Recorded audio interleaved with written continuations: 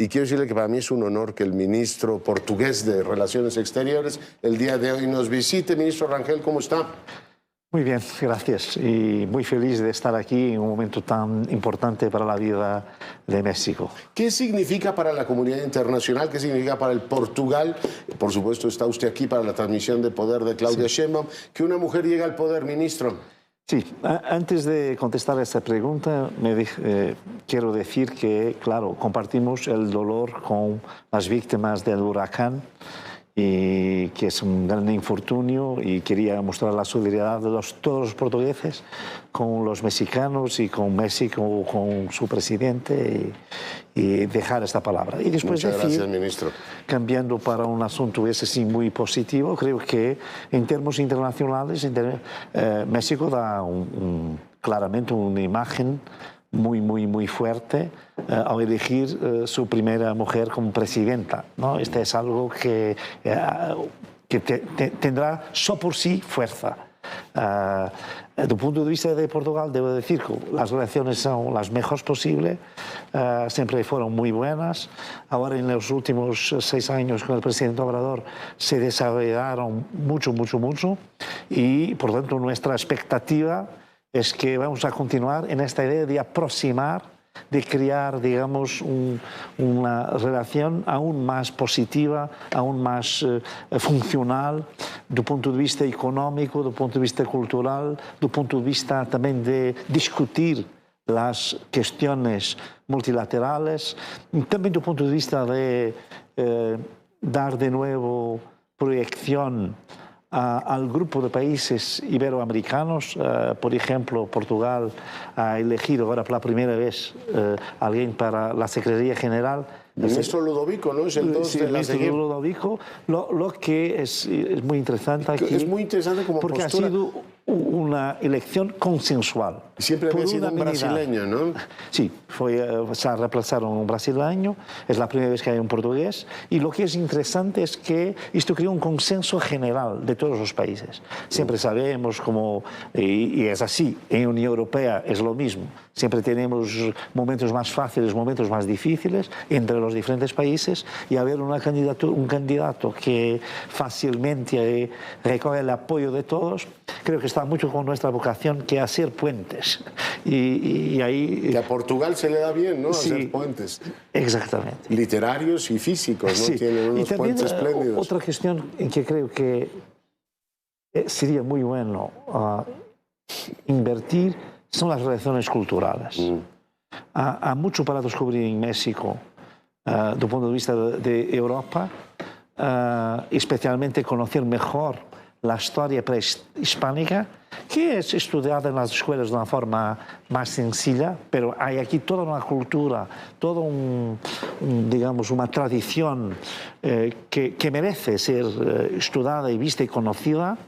Y recíprocamente, ¿no? Tenemos que conocer el Portugal. Y después la relación, si hablamos de literatura, si hablamos de pintura, si hablamos de las artes Tienes armado una plaza en México y recordamos algunos, digamos, escritores importantes, pero es un país evocador el Portugal para el mexicano, pero no hace falta estar más cerca. ¿Se ha pensado, por ejemplo, que podríamos tener un vuelo directo a México-Lisboa? Yo creo que eso sería un paso que tenemos que dar.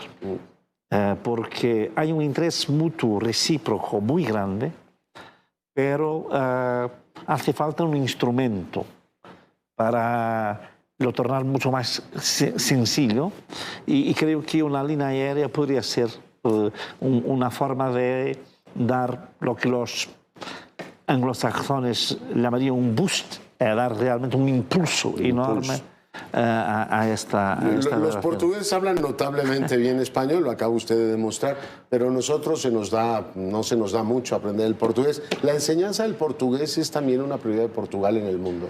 La enseñanza del portugués es una prioridad de Portugal en el mundo. Primero porque hay muchos países que hablan portugués, en todos los continentes, ¿no? En Asia, en África, Europa y América. Y por tanto esta es la primera.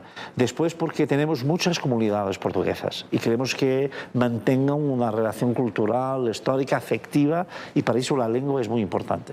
Y después porque el portugués es la lengua más hablada en el sur global. En el sur global, si contamos con Brasil, Angola, Mozambique, que son los grandes estados, digamos. Claro, después tenemos los pequeños, São Tomé, Cabo Verde, Guinea-Bissau, Timor-Leste, en fin, muy pequeño, y Macao. País heroico, Timor-Leste, pero bueno, más joven de la comunidad internacional, ¿no? Sí, Uno de los más jóvenes. es lo segundo, más joven. Y por tanto, la idea es también proyectar el portugués, ¿no? Con una lengua que es una lengua de comunicación, especialmente en el sur global, lo que es muy interesante. Además es una lengua de una belleza inefable que nos permite acercarnos a sentimientos que solo pueden expresarse en portugués. Eso me dicen los que hablan su lengua. Ministro, en materia económica tenemos una presencia importante de empresas portuguesas en obras insignias en México. ¿Ese capítulo cómo lo ve? Lo veo con gran potencial.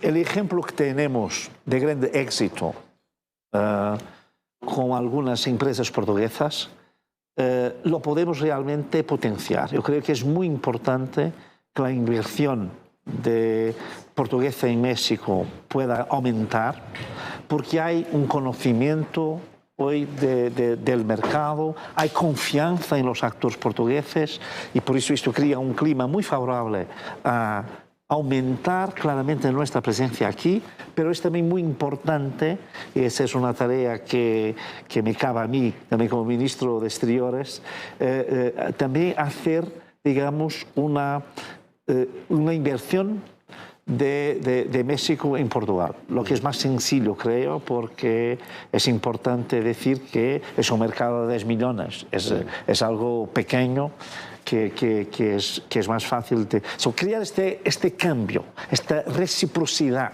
esta capacidad. En términos económicos, creo que donde tenemos un potencial más fácil de expandir, de realmente aumentar.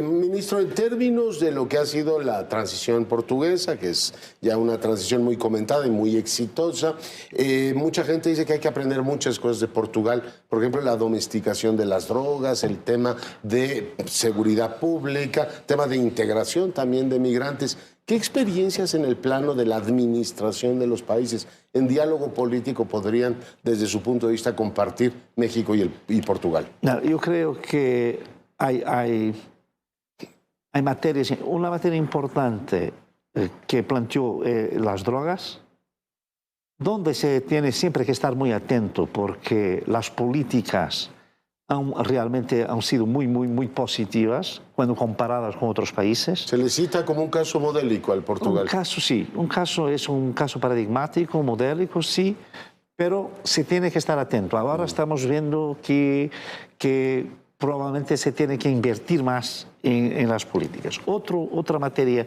muy interesante y que para un país que tiene, digamos, recursos energéticos, de energía fuertes como México es importante, es toda la transición de la energía, la transición ambiental, las renovables. Y aquí Portugal tiene diría un buen registro, un track record que es positivo, muy positivo, y que es también algo interesante. En la gestión de integración de los migrantes, yo diría que hasta ahora las cosas están bien cuando comparadas con otros países, pero se nota ahora que empieza un movimiento que tardó mucho a llegar a Portugal, y eso es positivo, pero ahí tenemos realmente que tener esencialmente la idea de regulación de las migraciones. Las migraciones no se puede parar el viento con las manos y por tanto siempre van a ocurrir. Eso yo costumo decir de una forma, digamos, pedagógica, que la demografía es la única ciencia social exacta. Los resultados se van a producir, se quiera o no se quiera. No es con muros, pero nos podemos arreglar las cosas. Dos maneras. Una es teniendo un control, especialmente preparando a la gente para ir a trabajar. Y contra la doctrina de muchos. En Portugal lo que estamos haciendo ahora es traer las familias. Es que es una discusión en Europa muy grande. O sea, viene el migrante, pero no su mujer, no su marido, no sus hijos, no el padre, no la madre. Pues lo mejor es traer estos también. ¿Por qué? Porque la familia es un factor de integración. Claro. Si yo tengo un hijo en la escuela, yo no estoy haciendo cosas con redes criminales o... No, yo quiero tener éxito, porque si yo tengo mi madre que es anciana, que necesita de apoyo del servicio de sanidad, claro. Pues, y por eso, este es algo que yo creo que se puede aprender con Portugal, cambiar un poco este discurso más digamos, retórico, duro, que dice familias no. Es al revés. Familias son un factor de integración y no un factor de sobrepeso. Todo eso, bueno, puede formar parte de un diálogo más estrecho. Sí. De cambio de experiencias, ¿no? Todos tenemos que aprender unos con los otros. Siempre hay cosas a aprender en todo lado. Absolutamente, como acabo yo de aprender esto de la demografía como ciencia exacta, que tiene usted mucha razón. Oye, preguntarle en el ámbito regional, birregional. Usted ha sido eurodiputado, México tiene pendiente la actualización del acuerdo global que tenemos con la Unión Europea. ¿Cómo ve digamos, la relación birregional, tomando también el hecho de que un portugués va a tomar el relevo? Creo que es muy interesante, sobre todo porque México está un poco apartado del espacio iberoamericano en los últimos años. Una reactivación también de esa pista, ministro. No, yo debo decir que el acuerdo de la Unión Europea con México es una prioridad. Es algo que es fundamental para los dos bloques. Y aquí Portugal siempre es un gran defensor. El problema es que por veces ciertos estados de la Unión Europea están viendo el corto plazo. Claro que al corto plazo, cuando se hace un acuerdo de comercio, siempre se pierde algo. Se gana mucho, pero hay un sector que tiene que ser apoyado porque vaya a perder algo. Eso es parte. Pero en el medio plazo, esto significa una enorme capacidad de crear prosperidad, para crear más apoyo a las clases que son clases más pobres y que necesitan, digamos, de hacer una elevación, de un elevador, no sé, un ascensor social. Un ascensor, sí. Un ascensor social. Pero creo que lo más importante es, claramente, y este es lo que decimos todos, lo digo, todos los meses, a la mesa del Consejo de Ministros de Exteriores de la Unión Europea, que es fundamental el acuerdo con México y el acuerdo con Mercosur. Y que no debemos estar a ver los detalles mínimos, se vaya a perder aquí y ganar, porque al fin, para las poblaciones, los dos bloques, por un lado, y por otro lado, también para todo el globo, para la economía mundial, esto es positivo. Y por la afirmación. Y esto pues, también crea otro tipo de lazos, diría, conexiones que tienen significado político, tienen significado de impacto en los derechos humanos, claro. Impacto en la protección del ambiente, impacto en la transformación digital. Todo eso, en el marco de un acuerdo con estas características, puede salir muy, muy bien. Claro. Y por eso tenemos los dos, yo diría, los dos márgenes, los dos lados del Atlántico, tenemos que nos entender, tenemos que crear un acuerdo y que comprender que esto es fundamental para todos nosotros. Finalmente, ministro, agradeciéndole muchísimo su presencia aquí, salvo naturalmente que usted quiera agregar algo más, en la pista multilateral. Acaba de terminar la reunión de la Asamblea General de Naciones Unidas, oímos los discursos, oímos que, bueno, si el año pasado estábamos más centrados en el tema del cambio climático, ahora la amenaza de una guerra estuvo muy presente. Guterres marcó el arranque precisamente de las sesiones así. ¿Cómo dialogan México y Portugal en ese ámbito? ¿Cómo se sienten juntos? Dialogamos, yo diría que el diálogo es muy positivo. Si miramos a la situación mundial actual, él es muy peligrosa, ¿no? Tenemos la guerra, la invasión de Rusia y de Ucrania, que tiene un gran impacto en Europa y tiene un gran impacto para la seguridad alimentar, por ejemplo, en África, muy, muy grande.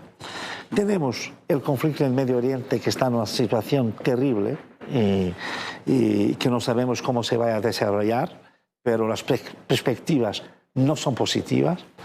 Ahora, yo diría que En el plano del diálogo con México sobre las cuestiones multilaterales, es un diálogo muy franco y muy positivo. Esta es yo diría que es una marca, es una característica de la diplomacia portuguesa y de su política, que es escuchar.